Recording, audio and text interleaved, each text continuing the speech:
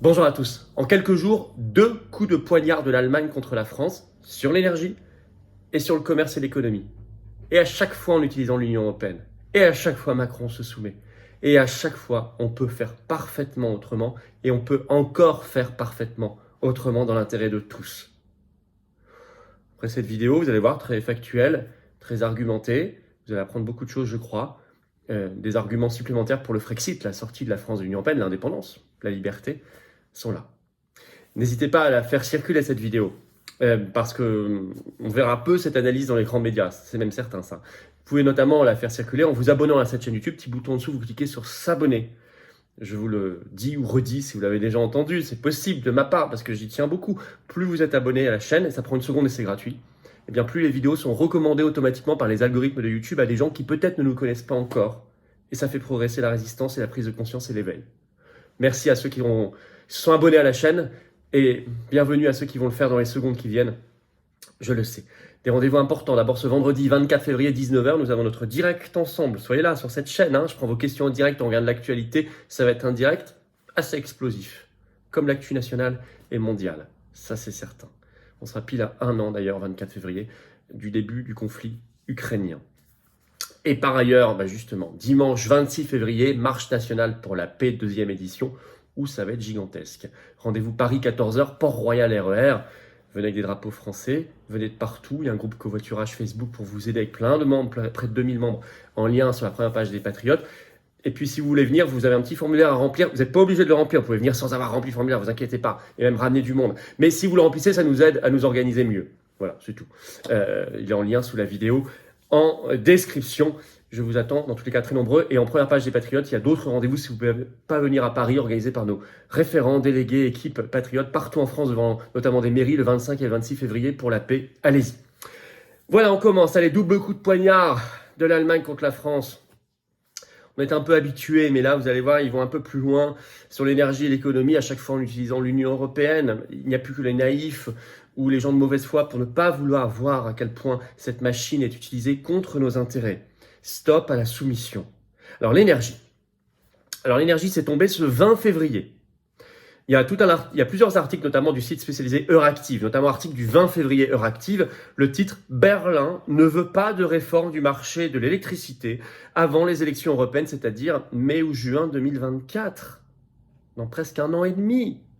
Et encore, pas sûr qu'on en ait même après. Or, je cite l'article, proposition concrète de la Commission européenne attendue le 14 mars prochain. Oui, mais si Berlin a déjà dit non, alors on sait qu'il n'y a rien à en attendre. Et on sait qu'ils disent non par la voix du vice-chancelier allemand Robert Habeck, ce 20 février, qui déclare, je cite, « Je pense qu'il ne serait pas bon que les interventions de grande envergure sur le marché de l'électricité aient lieu d'un seul coup. » Il ajoute, « La réforme ne sera reprise à pleine vitesse au niveau européen qu'après les élections européennes. » Hop, il l'a décidé ainsi, peu importe ce que dit la France, c'est pas grave. Et donc Euractiv écrit, l'Allemagne, je cite, ne devrait pas contribuer concrètement au débat avant la proposition de la Commission en mars. Il y a même, pire que cela, je vais vous lire un extrait de l'article, des menaces à peine voilées de l'Allemagne en disant, de toute façon, nous, on est central, et même des actions concrètes pour freiner toute réforme. Sachant que, vous savez, cette réforme affaiblit énormément la France et EDF. On pourrait avoir notre électricité bien moins chère. Je vous cite cet extrait. Monsieur Habeck, donc le vice-chancelier allemand, a souligné à plusieurs reprises le rôle de l'Allemagne en tant que pièce maîtresse du système électrique européen en raison de sa situation géographique. Sous-entendu, ne vous avisez pas à faire quoi que ce soit, de toute façon nous sommes au centre, on fait ce qu'on veut. Il ajoute, auparavant, c'est écrit sur Euractiv, l'Allemagne, le Danemark et d'autres pays ont envoyé une lettre commune à la Commission européenne pour la mettre en garde contre des objectifs trop élevés en matière de réforme du marché de l'électricité. Les pays ont fait remarquer qu'une réforme précipitée en temps de crise pourrait compromettre l'expansion des énergies renouvelables à plus long terme. Et Euractiv récidive le 21 février par un nouvel article, je cite, « L'Allemagne élabore une position annonciatrice d'un conflit avec les pays favorables à la réforme comme la France et l'Espagne. L'Allemagne, je cite, a décidé de défendre le statu quo. Rien ne bougera. » Je vous rappelle que Bruno Le Maire, déjà ministre de l'économie en septembre 2021, il y a 1 an et demi, annonçait déjà qu'on allait réformer. Et qu'entre-temps, combien de ménages ont payé beaucoup plus cher et combien d'entreprises ont fait faillite. Bon. Pour Robert Habeck, toujours, donc le vice-chancelier allemand, 20 février, je cite, l'Europe possède l'un des marchés d'électricité le plus performant du monde. Circuler, il n'y a rien à voir. Et il dit que son approche est soutenue par 6 autres pays, Danemark, Estonie, Finlande, Luxembourg, Lettonie et Pays-Bas. Alors, interrogée sur ces déclarations allemandes sur CNews ce 21 février, la ministre française de la Transition énergétique Agnès Pannier-Runacher a une réponse assez délirante et dépitée. Elle déclare, écoutez bien, ce n'est pas que l'Allemagne qui décide en Europe. Bon, en tout cas, c'est pas la France qui décide pour la France. Ça, c'est bien malheureux. Mais ça, c'est le premier coup de poignard. Cette semaine, il y en a un deuxième sur le commerce et l'économie. Vous allez voir, c'est pas piqué des hannetons. J'y reviens dans quelques secondes. Petite parenthèse. Venez aux Patriotes. Vous voulez le Frexit ? Vous voulez le Frexit ? Nous sommes le plus grand mouvement souverainiste de France et pour la souveraineté, la liberté et la paix. Les Patriotes. Alors prenez votre adhésion ou reprenez votre adhésion si elle a plus d'un an ou faites un don de soutien si vous le pouvez. Tout ça, c'est premier lien sous la vidéo en description, c'est adhésion à adhésion. Deuxième, c'est le don. Tout est défiscalisé aux 2/3 pour vous. Vous récupérez les 2/3 en baisse d'impôt. Pour faire adhésion à adhésion, c'est également en commentaire épinglé, petite fiche maintenant ou en fin de vidéo en cliquant sur l'écran. Vous avez l'embarras du choix. Le don est aussi très vital parce que nous n'avons pas reçu un centime d'aide publique. Rien. Or, on fait comme les marches, etc. Ça coûte une fortune, de plus en plus cher. C'est pour ça qu'on avait les dons supérieurs à 500 € si vous pouvez. Vous avez un avantage, c'est expliqué sur le site des Patriotes, mais dans tous les cas, c'est défiscalisé. Dans tous les cas, c'est bienvenu, c'est utile. Dans tous les cas, quand vous êtes adhérent ou réadhérent, vous êtes mis en relation avec des gens qui pensent comme vous, près de chez vous. Et ça, c'est quand même assez formidable. Que ce soit en métropole, outre-mer ou à l'étranger, on est présent partout. Je vous attends. Vous serez bien accueillis. Bravo. Je ferme cette petite parenthèse nécessaire. L'économie, deuxième coup de poignard. La France paralysée face aux États-Unis. Ah oui, parce qu'elle a délégué ses compétences à l'Union européenne sous contrôle allemand. Vous savez, les États-Unis ont décidé fin 2022 de l'IRA, l'Inflation Reduction Act, une loi de réduction de l'inflation, c'est-à-dire des subventions massives aux États-Unis qui sont entrées en vigueur depuis le mois de janvier 2023, c'est environ 400 milliards de dollars déversés sur l'industrie, à tel point que les Échos ont écrit ce 17 février que cette IRA, je cite, provoque une marée de projets industriels aux États-Unis. C'est des aides d'État massives, c'est du protectionnisme, du patriotisme économique, enfin, eux ils font ce qu'ils veulent, ils sont souverains. Ah oui, mais c'est pour nous une concurrence déloyale parce que l'Union européenne a une politique industrielle extrêmement bridée, avec des aides d'État refusées ou très encadrées, avec le refus de toute forme de protectionnisme, avec l'interdiction de toute forme de patriotisme économique, industriel ou agricole. C'est écrit dans les traités, c'est dans l'ADN de l'Union européenne. Donc là, il y a un deux poids, deux mesures. Alors, la France dit, il faudrait peut-être qu'on fasse quelque chose, mais l'Allemagne dit non. Et donc, on fera rien.